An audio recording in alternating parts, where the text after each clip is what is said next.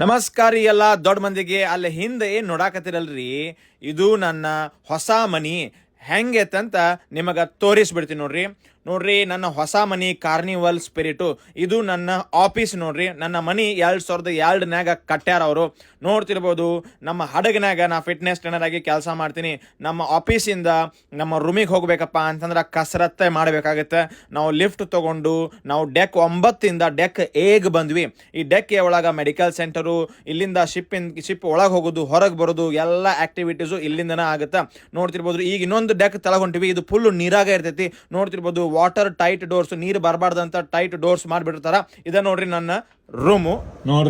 ಇದ ನೋಡ್ರಿ ನನ್ನ ರೂಮ್. ಇವನ ನೋಡ್ರಿ ನನ್ನ ರೂಮ್ಮೇಟ್. ನೋಡ್ರಿ ಅವ ಜಿಂಬಾಂಬೆದವ. Bruv, it's not Zimbabwe, it's Zimbabwe.